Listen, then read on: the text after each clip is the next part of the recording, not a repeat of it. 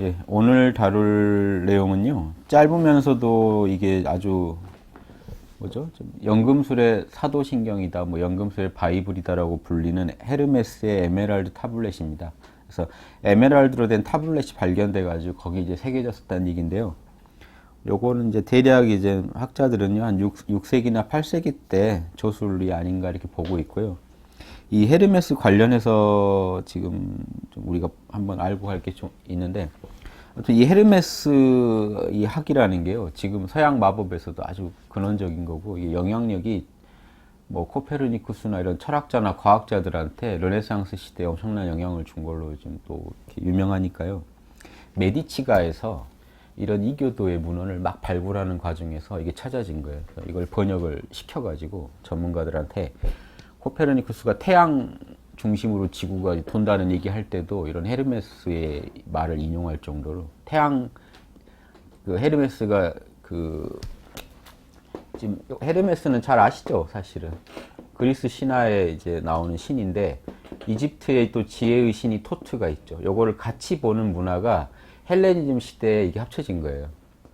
그러니까 기원 전으로 그때 합쳐진 거예요. 헤르메스랑 토트를 같이 하나로 합쳐서 모신 거예요. 이래서 만들어진 신이 헤르메스 트리스 메기스투스라고, 세 배 위대한 헤르메스라는 뜻인데, 그러니까 세 배 말이 재밌죠. 세 번 위대하다, 세 배 위대하다 이런 뜻을 갖게 되는데요. 이게 그러니까 헬레니즘 그 문화를 거치면서 헤르메스와 토트, 그러니까 이집트, 이게 지금 토트는 이집트 신이잖아요. 그러니까 결국 이제 헤르메스는요, 되게 이집트화된 헤르메스죠. 이집트화된 헤르메스. 이집트가 지금 서양에서도 되게 지혜가, 플라톤 때도 다 이집트에서 지혜를 많이 가져와요. 아틀란티스 이런 얘기도요, 이집트에서 들어온 얘기거든요. 피타고라스니 플라톤의 훨씬 선배들도 이집트 가가지고 인도나 이집트 여행해가지고 이런 비법들을 배워서 수련, 윤회설도 당시 아테네 이런 데서 이제 유명해지고, 이런 게, 이런 신비 철학들이 유행을 해요. 그때 이제 이집트에서 많은 영향을 받았기 때문에 이집트에 대해서 되게 높이 보는 게 있는데, 그 뒤에 이제 헬레님 시대가 되면서 이집트까지 실제로 이제 거기까지 땅이 넓어지니까 이런 문화들이 막 섞이기 시작한 거죠. 모여서 이제 경전들도 막 만들어지고, 그때 작품들이라고 이제 보이죠. 그러니까 이 타블렛은 좀 후대 거로 보이는데, 이때 이제 어떤 작품들이 많이 나오냐면 헤르메스 전집이라고 부를 만한 내용들이, 철학들이 막 만들어져요. 이게 지금 나중에 이슬람에서 돌다가 르네상스 때 다시 유럽을 쳐가지고 그때 유럽 문화를 일으키는데, 이게 또 헤르메스 철학에 엄청난 영향을 끼쳐요. 그 양반이 이제 헤르메스 트리스 메기스투스라고 불리는 분. 그러니까 이분이 쓴 거로 지금 알려진 게 이제 에메랄드 타블렛이죠. 헤르메스 에메랄드 타블렛. 이게 그래서 지금 서양 연금술에서 이제 되게 중요한 내용이 되는데, 그 연금술은요, 동양에서는 이걸 단이라고 하죠. 동양은요, 간단하죠. 머리에는, 사람 머리에 해당되는, 하늘에 해당되는 양기와 땅에 해당되는 음기가, 요게 만나면, 음양이 합쳐지면, 양은 위로 솟는 기질이 있으니까 아래로 빠지고요, 음은 흘러내리는 기질이 있으니까 위로 가면 수승화강이 돼서 둘이 만나죠. 요걸 동양의 한문으로 단이라고 합니다. 일과 월을 합성자잖아요. 해와 달을 합친 게 단이고, 요게 이제 우리 몸 안에 있는 해와 달에 해당되는 양기와 음기를 합치면 이게 정자가 되고 이게 난자가 돼서 새로운 생명체가 탄생한다는 겁니다. 그리고 이거는 우주의 근원 에너지에 해당돼요. 왜냐하면 근원 에너지만이 음과 양이 없죠. 그러니까 음양으로 나눠진 세계에서 그걸 다시 합쳐가지고 근원으로 돌아간다는 의미도 있어요. 순수 에너지로 돌아간다. 그러니까 우리가 순수 에너지로 돌아가려면 입자와 반입자를 충돌시킨다, 이런 것처럼 두 개의 그 음양의 에너지를 합치면, 융합이 되면은 그게 거기서 초월이 일어나면서 동시에 현상계에서는 내가 또 불멸의 생명을 얻게 되고, 안으로는 이 초월적인 에너지를 얻게 되는, 이런 게 모든 연금술이나 동서양 밀교의 근원이에요. 그래서 서양 밀교의 이제 바이블이에요. 그 에메랄드 타블렛이. 그러니까 실제 보시면 진짜 짧죠. 지금 이거 절반이잖아요. 1부터 13번까지 요게 다예요. 그런데 내용이 서양의 용어 비결이라고 할 만한 내용이에요. 우리나라 동양의 용어 비결, 이거를 지금 하늘에 사는 동물은 용이죠. 땅에 사는 동물은 호랑이니까 용호를 합친다라고 설명할 수 있죠. 그래서 용어 비결이 이제 제가 번역한 책도 용어 비결인데요. 요게 이제 서양 버전이 되니까 재밌는 게 동양은 보통 솟는 거를 갖다가 수운이라 그래요. 수운이 놔두면 증발해 버리니까 이 열성이 있다고 수운. 딱딱한 납은 이제 그 음적인 요소를 대표로 쓰는데 이 수운과 납을 합치면 뭔가 되지 않겠는가 해서 요걸 합치는 게 이제 외단파가 있어요. 실제 수운과 납을 가지고 법조에서 먹고 중금속 중독이 돼서 죽고 이런 용어 비결이 앞에 나오죠. 그런 사람들이 많다.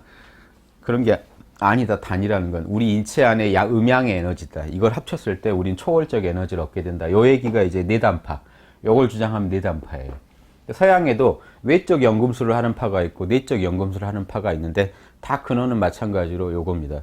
요 헤르메스 에메랄드 탑을 연구하는 과정에서 요거랑 여기에 영향을 준 이론 하나가 아리스토텔레스의 오원 소설이요. 지수 화풍 플러스 하나의 순수 에너지까지 해서 오원 소설이 요 두 개가 합쳐지면서 요걸 합쳐서 근원적인 에너지만 돌아갈 수 있으면 얻을 수 있으면 수은과 납을 합쳐서 금으로 만들 수 있다라는 근원 에너지는 원래 뭐든지 될 수 있는 에너지잖아요. 그러니까 수은과 납에서 충돌을 시켜서 근원 에너지를 만들어낼 수 있으면 그게 이 수은과 납도 금으로도 바꿀 수 있고 원하는 금속으로 바꿀 수 있다는 이제 이게 외적 연금술이 돼요. 영적인 연금술하고 물질적인 연금술이 갈립니다. 서양 똑같죠. 똑같아요. 거기도 이제 수은 대신에 서양에서는요. 유황을 지금 양성으로 보고 음성을 액체인 수은으로 봐요. 그럼 황화수은 이게 이제 우리가 말하는 이 단에 해당되는 게 황화수은 같은 걸 추구합니다.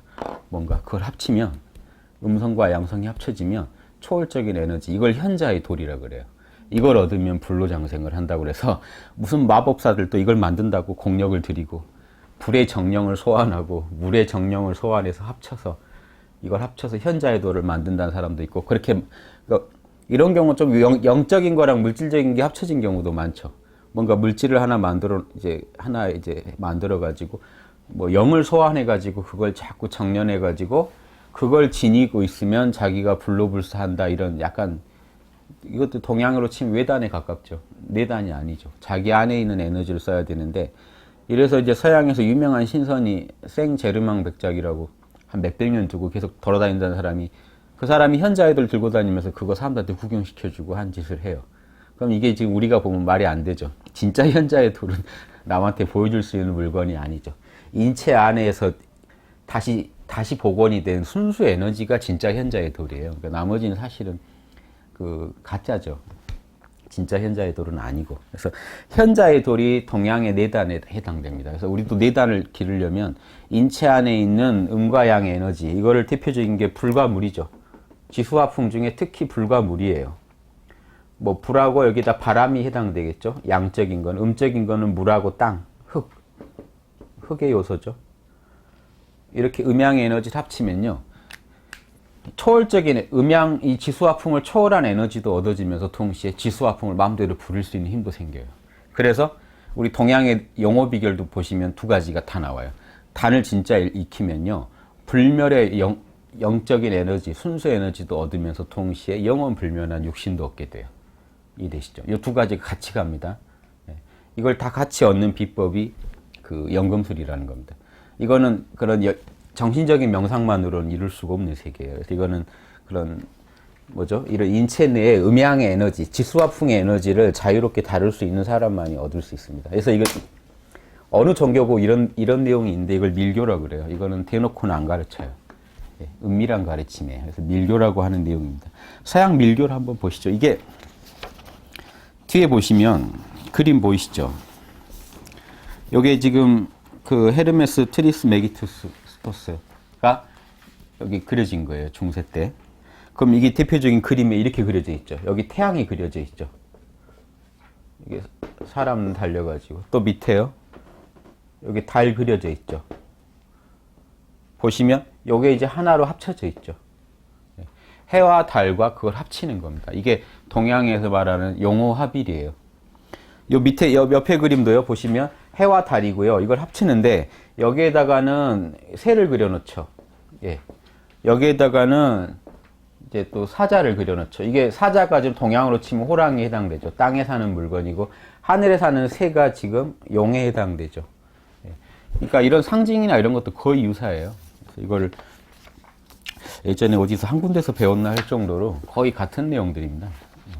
영적 어떤 그런 이런 가르침들이 동서양 안 가르고요. 이렇게 서로 유사하다는 것도 이것도 또 학문적으로 연구해 볼 만한 내용인데 우리는 지금 학문적으로 하자는 게 아니라 실제 해야 이제 재밌으니까 이거 보시면서 동양의 용어 비결 이제 제 강의도 예전에 들으셨을 테니까 한번 맞춰 보세요. 그리고 예수님이 이거와 똑같은 가르침을 펴고 있다는 거. 영생 관련해서요. 도마복음 한 구절도 살짝 보겠습니다. 먼저 한번 보시면 짧죠? 자, 요 정도 어떤 상식을 가지고 한번 보세요. 이것은 진리이다. 조금의 거짓도 없이 최고의 진실한 것이다. 뭐 이거는 이제 내가 가르치는 내용이 이제 불변의 진리다 얘기를 하는 거고. 두 번째 보세요. 하나의 물질이 기적을 이룸에 있어서 아래에 있는 것은 위에 있는 것과 같고 위에 있는 것은 아래에 있는 것과 같다. 재밌죠? 이런 말을 이렇게 잘 이해하시려면 동양의 태극을 한번 보세요. 여기 위로 갈수록 타오르는 거는 양성불이죠. 아래로 올수록 무거워지는 건 물이죠. 그런데 보세요.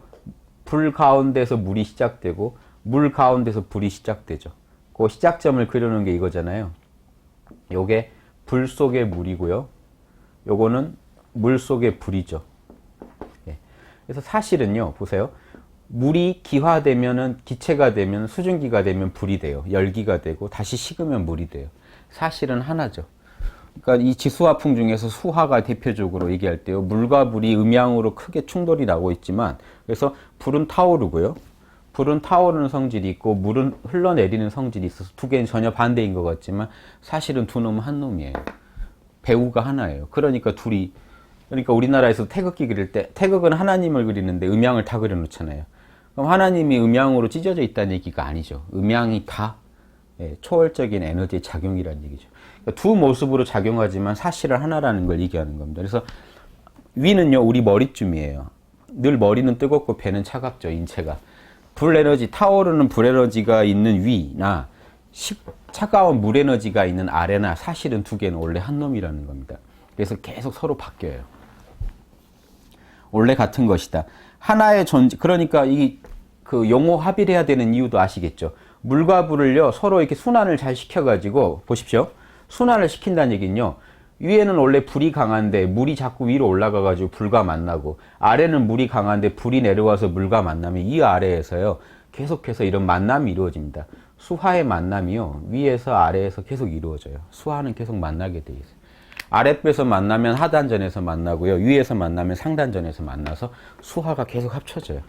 불이 있는 곳에 물이 올라가고. 그러니까 하늘에 물이 올라가서 구름이 되죠. 또 구름이 비가 돼서 물이 돼서 내려와가지고 또 땅으로 내려옵니다. 이렇게 해서 위아래가 자꾸 순환이 일어나게 하는 게 모든 이런 밀교의 핵심입니다. 자, 보세요. 그 다음에 이 두 개가 합쳐지면 보십시오. 수화가 음양이 다른데 요놈이 합쳐지면 양과 음이 합쳐지면 아까 말한 이 단이 되겠죠. 요게 지금 현자의 돌이라고 지금 하는 겁니다. 지금 이 서양 신비학 연금술의 용어로는요. 자, 이렇게 만드는데요. 이걸 만들어야 되는데 하나의 존재의 모든 사물들이 만들어지는 것처럼 모든 사물들은 이 하나의 물질로부터 만들어진다. 우주가요. 나온 에너지가 우주에 존재하는 모든 게 지수화풍이 다죠. 지수화풍이 어디서 나왔을까요? 오온소에서 나왔어요. 그러니까 이 같은 얘기예요. 이게 우리 인체가 하늘과 땅이라면 새 하늘 새 땅을 만드는 비법도요. 우리 안에 있다는 얘기예요. 실제 하늘과 땅이 만들어진 게 그 원소에서 나왔으니까 우리가 우리 몸에서요. 그 원소를 찾아내면요. 새 육신도 만들어낼 수 있다는 얘기를 하는 겁니다. 이해되시죠? 자, 이걸 한번 볼게요.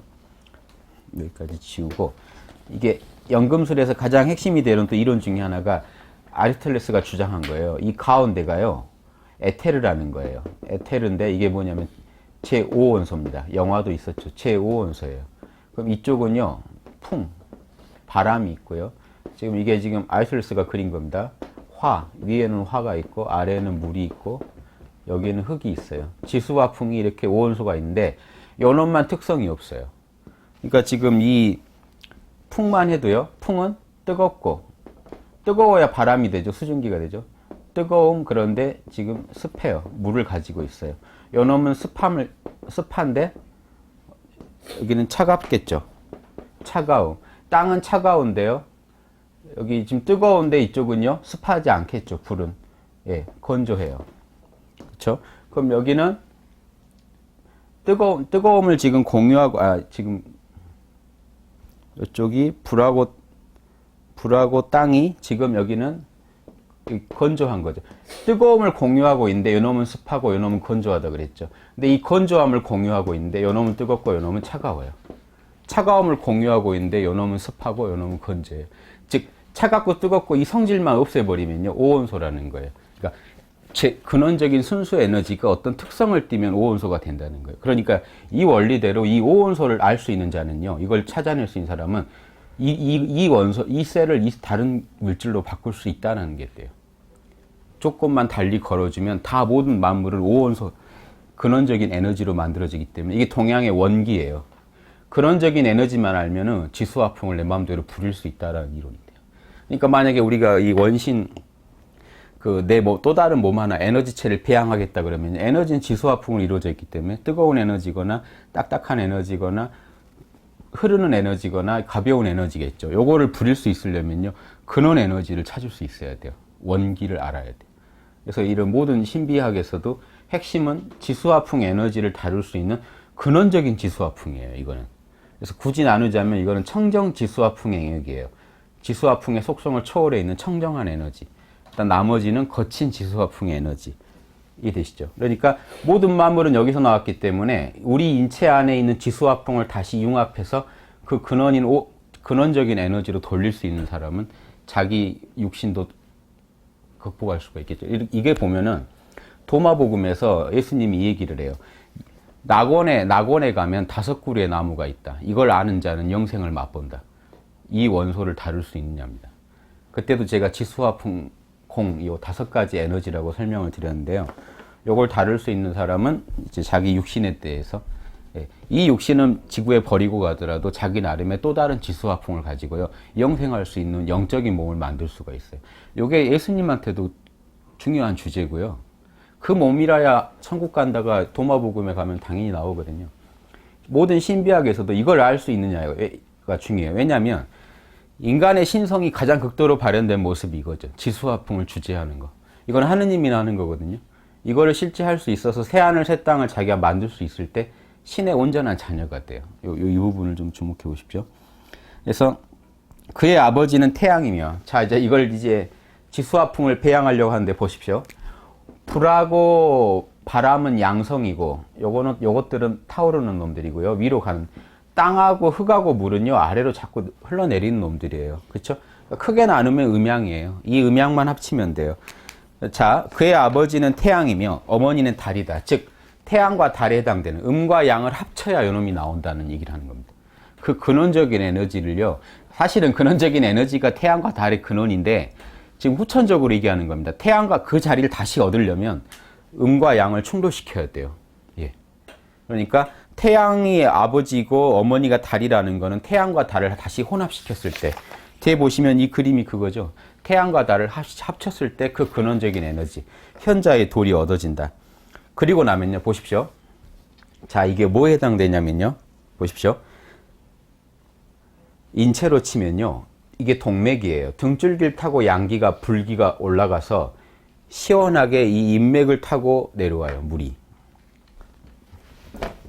이게 한강에 가면 어디 있던데요. 어디 분수대, 그 한강이나 어디 분수대에 가면 물이 이렇게 올라갔다 이렇게 뿌려지는 거 보셨나요? 올라갈 때는 아주 힘있게 똑바로 올라가요. 내려올 때는 흙 뿌려지면서 내려옵니다. 실제 인체에서도 이 물 에너지가 돌 때 그래요. 이게 힘을 받아가지고 확 뚫고 올라갈 때는 척추를 통해 곱게 올라갔다가 내려올 때는 뭐 인체의 전면부를 통해서 이렇게 흘러내립니다. 요게 순환이 일어나야 돼요. 그럼 수하가 도는 거죠. 물이 그냥 올라가나요? 물이 위에 불의 열기를 받아야 수증기가 돼서 올라가서 다시 냉각돼서 흘러내려요. 수하가 계속 돌고 돌면서 아까 말씀드렸지 상단전에서도 수하가 합쳐지고 하단전에서도 수하가 합쳐져요. 그래서 하단과 상단이 되게 튼튼해지기 시작해요. 머리와 아래에서요 에너지가 자꾸 태양과 달이 만나기 시작해요. 그렇죠? 음양이 자꾸 만나다 보면 나중에요. 요 놈이 중요한 게 뭐가 되냐면요. 이렇게 돌다 보면 뇌에서 우리 정신이 있는데 뇌거든요. 이 정신에서 이 현자의 돌이 완성이 됩니다. 여기서 완성이 돼요. 이 에너지를 하단전의 에너지를 가지고 여기서 만들어져요. 그래서 그때 광명한 빛이 나오고 정신에서 변화가 일어납니다. 요 현자의 돌이 바람이 그것을 자궁에 옮겨주었다는 게 요 돌이요. 여기서 만들어지지만 아랫배에서 길러져야 되거든요. 바람이 실어서 자궁에 내려보낸다는 게 다시 아랫배 단전 쪽으로 가요. 흙은 그에게 양분을 줬다. 왜냐면요. 걔가 몸을 지수화풍 중에 흙의 요소를 잔뜩 먹어야 물질화가 되거든요. 여기 하늘에 있어서는 물질화가 안 되니까 수정은 여기서 될지라도 이 수정란이 다시 자궁에 가가지고 착상해요. 제가 용어비결 써놓은 거 보시면 알 거예요. 수정란이 자궁에 착상한다. 그러면 땅에서 흙의 원소를 먹으면서요. 물질화 할 수 있는 힘을 얻어요. 아무튼 지수화풍을 다 먹어야 돼요. 지금 지수화풍 다 얘기하는 거 아시겠죠? 태양이 불이고 달이 물이면 바람과 흙이 거기 결합돼야 되죠. 지수화풍이 다 만나면요. 근원 에너지가 회복이 돼요. 그것은 전 세계 모든 완전함의 뿌리이다. 사실 거기서 우주가 다 나왔어요. 그 자리에서. 원기, 순수 에너지 자리에서요. 만약 그것이 흙으로 변화하게 된다면 그 힘은 완벽해질 것이다. 물질적인 물현까지 가능해져요. 우리의 에너지체가 지수화풍의 에너지체에서 흙의 원소가 충만해지면요. 우리 몸에 분리돼서도 영원히 살 수 있는 굳건한 토대가 확립이 됩니다. 그러니까 장생불사가 되죠. 신중하고 올바른 방법으로 흙을 물에서 분리시키고 정밀한 것을 조잡한 것을 분리시켜라. 이 얘기는요. 이게 이제 아랫배 가서 길러지죠. 아랫배에 늘 마음을 거기다 주고 깨어서 호흡을 계속 바람을 실어 나르면서 거기에 불을 태우다 보면요. 이게 연금술입니다. 쇠를 자꾸 정련하다 보면 잡철이 정화가 되고요. 예. 잡철이 정화되는 과정이 있어요. 그래서 순금이 되고요. 아랫배에서 자꾸 순금을 만드는데 현자의 돌을 더욱 정밀하게 닦는 거죠. 그러는 와중에 이 말이 뭔 말이냐면요. 흙에서 불이 분리된다는 건요. 땅에 있는 무거운 요소와 불과 같은 가벼운 요소가 분리돼서 이게 동양으로 말하면 주천화호라는 겁니다. 열기가요. 보십시오. 이거예요. 땅에 있을 때 땅에서 열기가 다시 위로 자꾸 솟구치게 돼요. 흙에서 불이 분리된다는 게. 조잡한 거, 무거운 거에 비해서 가벼운 것이 분리돼서 위로 올라가기 때문에 순환이 일어나요. 계속 돌고 돌면서 현자의 돌이 더욱 정련되겠죠. 또 올라가면 가만히 있을 수 있는데 다시 내려오게 돼 있어요. 땅으로. 이렇게 해서 자꾸 돌면요. 보십시오. 최고의 이대한 총명함으로, 즉 깨어있으라는 얘기입니다. 신성한 깨어있음으로 이 모든 과정은요. 깨어서 감독해야 돼요. 그래야 정신이 제가 신이 아닌데 신적인 몸이 만들어질 수가 없죠. 깨어서 신처럼 그 광명한 정신으로 이 모든 과정을 감독해야 되는데요. 흙에서 하늘로 올라가라. 땅에서요. 머리로 올라가요. 기운이. 그렇죠? 다시 흙으로 내려오라. 돈다는 얘기죠. 이렇게 돌고 돌다 보면 점점 강해진다겠냐. 천기와 지기가 합쳐지면서요. 지수화풍이 완벽하게 다 이제 내 통제하에 들어오는 겁니다. 뛰어난 힘, 즉 가벼운 힘, 불적인 바람적인 힘과 열등한 힘, 무거운 힘이죠. 물과 흙의 힘이 동시에 품게 될 것이다. 그러면 그대는 이 모든 걸 동시에 품을 수 있어야 근원 에너지가 회복이 돼요. 안으로. 그러면 그대는 온 세계의 영광을 얻게 될 것이고 모든 어둠은 그대를 멀리 떠나게 될 거다. 동양에서 금단이라고 하는 게 이런 겁니다. 금단을 9번 굴리면 순금이 얻어진다는 게요. 일체 잡기가 다 떨어져 나간다는 얘기를 하는데 그 얘기를 하는 겁니다. 그래서 동양에서도 금단도 구전환단을 제일 중시해요. 9번 구운 금단이냐, 1번 구운 금단이냐는데 요게 계제예요. 일지보살은 1번 구운 금단이고요. 이지보살은 2번 구운 금단에서 9번 구운 금단을 최고로 쳐요. 한의학에서도 구중구포 이렇게 해서 구를 중시하는 게 10은 동양에서 안 칩니다. 10은 없는 거거든요. 이상적인 거고 9번이 최선을 다한 거예요. 9번 굴린 구운 단을 만드는 거랑 똑같은 얘기입니다. 영호단이 9번 굴려지는 겁니다. 이것은 모든 것 중에서 가장 위대한 힘인데 왜냐하면 모든 미세한 것들을 정복하고 모든 단단한 걸 관통한다. 즉 이 힘에는요. 이 힘은 우주에 존재하는 모든 지수화풍의 미세한 지수화풍, 거친 지수화풍이라 할지라도 모두 이 청정한 지수화풍에 나왔거든요. 근원적인 에너지이기 때문에 그렇습니다. 세상은 이렇게 창조되었다. 갑자기 왜 세상 얘기로 가냐면요. 우리 몸 안에서 지금 또 다른 하나의 세상을 만들어내는 겁니다. 그러니까 하나님이 우주를 창조한 공식을 그대로 해서 만들어야 돼요. 그러니까 왜 이런 밀교가 중요하냐면요. 진짜 이런 신과 하나가 되는 작업이에요, 사실은. 자기가 또 다른 나의 소우주를 만들 수 있느냐가 대우주를 만든 신하고 내가 온전한 신의 자녀라는 증거가 돼요. 그러니까 다들 하셔야 됩니다. 그래서 현교, 드러난 종교만 배워가지고요, 명상이나 도덕적인 건 가르쳐 주는데, 이런 밀교 내용이 없기 때문에 도덕도 멀리 못 가고 명상도 깊어지질 못해요. 근데 왜 그런지를 알 수가 없어요. 이 밀교는 개인적으로 되게 전수해 오기 때문에, 이건 글은 아무리 내려와도 이걸 할 수가 없잖아요. 이 밀교는요, 노하우를 들은 사람만 할 수가 있어요, 말로. 그러니까 그 전에 무형문화재한테 전수받은 사람만 할 수가 있기 때문에, 밀교가 잘 전수가 안 되니까 어느 문파나 다 지금 도가 자꾸 사라져가는 이유가요. 이걸 할 줄 아는 사람이 도덕과 깨어있음을 얘기하는 거랑, 이걸 모르는 사람이 도덕과 깨어있음을 얘기하는 건 천지차이입니다. 도덕도 안 나와요. 동양으로 치면 사단이 누구나 막 공자님처럼 나올 것 같죠. 안으로 이런 밀교 수행이 없으면요, 안 나오게 돼 있어요. 왜냐하면 순수 에너지 회복한 정도만큼 도덕을 하게 돼 있어요, 원래. 도덕이 인간이 만든 게 아니고 하나님의 어떤 속성을 드러내는 거기 때문에요. 순수 에너지가 회복한 정도만큼 우리가 도덕을 드러낼 수 있는 게 본식이에요. 아는 게 많다고 그게 나오진 않아요. 실제 자기 거로 다 나오려면 이런 에너지 수행도 꼭 필요해야 돼요. 그래서 이런 밀교 수행 안 하고는요, 절대 고단, 높은 경지로 갈 수가 없습니다. 따라서 여기에 설명되어 있는 경이로움을 따르라. 나는 전 세계 철학의 세 부분을 가지고 있다는 게, 아까 세 배 위대한 헤르메스라는 게 여기서 나온 말입니다. 에메랄드 타블렛에서 유래한 말인데요. 보십시오. 이 말입니다. 불과 물과 이거의 결합에 대해 다루고 있죠. 즉 하늘과 땅과 사람에 대해서 우주의 세 부분을 다 설명하고 있는 겁니다. 가벼운 거, 무거운 거, 그걸 통합하는 힘. 이해되시죠? 이게 세 배 위대한 철학이란 게 동양으로 치면 원방각을 지금 꿰뚫고 있다는 얘기를 하는 거예요. 나는 둥근 거, 네모난 거, 그거의 결합인 세모난 거에 대해서 다 꿰뚫고 있다. 그렇죠? 하늘은 동그란 거, 땅은 네모난 거, 이 두 개의 결합에 대해서 난 다 얘기하고, 나는 태양의 작업에 관해 할 말을 다 했다. 이 얘기는요, 헤르메스가 지금 그리스 신으로 보시면 안 돼요. 이집트 신인 토트에 가까워요. 이 두 개가 합쳐진 존재이기 때문에 태양신 라를 지금 숭상하는 겁니다. 라나 아톰. 그래서 그 이집트 신화도요, 우리 무국, 태국, 한국 같은 게 있어요. 눈이라는 존재가 무국이에요. 모든 존재의 바다인데 여기서 아무것도 안 드러나 있어요. 눈에서 한 점, 초점이 맞춰지면 아톰이에요. 원래는 태양신 라가 이제 더 유명했는데 아톰 신앙이 나오면서 이게 결합이 돼요. 그러면서 어떻게 해서 아톰 라라고 불려요. 예. 그러면서 어떻게 나요? 아톰은요, 오히려 아톰이 근원적인 거예요. 그게 작용을 할 때 태양으로 온 우주를 비춰요. 그래서 태양은 유형의 신이라고 보는 게 헤르메스 철학이에요. 태양 왕명한 우리 천부경의 태양 왕명이랑 똑같아요. 태양은 우리 눈에 보이는 신이에요. 왜냐면요, 보세요. 우리 천부경 3일신고 때나 천부경 때도 했지만 빛은 지혜를 상징해요. 태양이 있어야만 우주가 천지분간이 선하게 갈리고요. 그 열기를 받아야만 만물이 살아요. 그리고 그 에너지로 인해서 만물이 돌아가요. 즉 대덕, 대해, 대력, 무한한 능력과 무한한 자비와 무한한 지혜를 상징하는 게 태양입니다. 그래서 유형의 신 태양을 중시해요. 그래서 코페르니쿠스가 그 지동설 주장할 때 그 태양으로부터 우리가 이제 태양이 만물의 중심이라 이런 얘기를 할 때 헤르메스 철학의 이런 말을 인용해서 하고 그래요. 그래서 이런 것도 좀 알아두시면 재밌죠. 그래서 태양의 작업이라고 한 게 그거예요. 태양이 뭐 우주를 만들었다는 거 이렇게 하지 마시고, 이 태양은 신을 상징해요. 우주를 창조한 황극신. 그러니까 아톰이 태극에 해당되면 눈이 무국이고, 라는요, 실제 라가 지금 이집트 가면 이렇게 그려져 있죠. 이게 우리 알이랑 똑같이 있죠. 이게 라죠.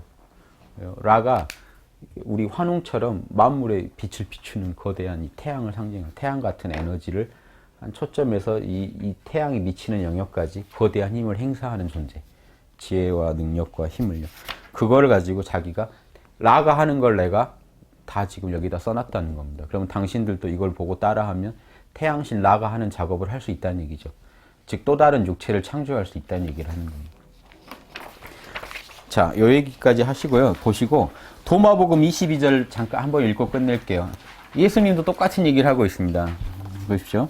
예수님이요, 몇 명의 젖 먹는 아이를 보더니 제자들한테 이 젖 먹는 아이들 같아야 그 왕국, 하나님의 왕국에 들어갈 수 있어 라고 하니까 제자가 그럼 갓난아이처럼 된다면 천국에 갈 수 있나요? 그럼 뭐 다시 태어나야 되나요? 이런 질문하는 사람도 있고요. 다른 복음에 보면 이때 이런 질문들이 나와요. 그러니까 무슨 말인지 이해를 못하는 거예요. 어떻게 갓난아이가 될 수 있느냐? 다시 태어나란 말이냐? 이렇게 얘기하니까 육체적으로 다시 태어나는 걸 사람들이 상상하니까요. 뭐라고 하냐면요. 그대들이 둘을 하나로 만들 수 있을 때, 안을 바깥처럼 바깥을 안처럼 만들 수 있을 때, 위를 아래처럼 만들고 또 아래를 위처럼 만들고요. 남자와 여자를 하나로 만들 수 있어서 더 이상 남자도 여자도 아닐 때. 이해되십니까? 지수화풍, 해와 달을 하나로 융합할 수 있을 때, 위에 있는 게 해고 아래에 있는 게 달이죠. 불과 물을 하나로 합칠 수 있을 때, 그때 뭐라고 하냐면요. 육체의 눈 대신 새로운 눈이 생기고, 육체의 손 대신 새로운 손이 생기고, 육체의 발 대신 새로운 발이 만들어지고, 육체의 형상 대신 새로운 형상이 만들어지는데, 그때 그대들은 왕국에 들어갈 수가 있다. 간단합니다. 왜 이게 그렇게 되냐면요. 지금 그날이 오면 그냥 육체의 새로운 몸이 만들어지는 게 아닙니다. 도마복음 철저히 죽기 전에 만들으라고 그래요. 죽으면 끝장이다. 죽기 전에 오온소를 다스리는 자만이 이걸 만들 수 있다고 얘기했죠. 그리고 이걸 만드는 사람만이 천국에 갈 수 있는 이유는요, 간단합니다. 천국은요, 이런 거듭된 육체를 만든 사람들이 사는 세계예요, 그냥. 그러니까 당연히 지수화풍을 못 다루는 사람은 거기 들어갈 수가 없어요. 하느님의 왕국을 우습게 보고요, 그냥 대충 믿고 좀 헌금 좀 하면 갈 수 있지 않을까 이렇게 생각하시면 아주 오산입니다. 하느님처럼 온전한 신의 자녀가 된 사람만, 자신의 영적인 우주, 소우주를 창조할 수 있는 사람, 새하늘 새 땅을 열 수 있는 사람이 가는 세계입니다. 그냥 그런 사람들이 사는 세계이기 때문에 그런 걸 만들 수 있는 사람, 지금 타블렛에 나오는 거나 용어비결이나 도마복음에 나온 예수님 말씀하신 그런 이 신비를 아는 사람, 이 밀교적인 내용을 아는 사람이 가는 세계예요, 그냥. 그런 사람들이 사는 세계가 있는 거죠. 예.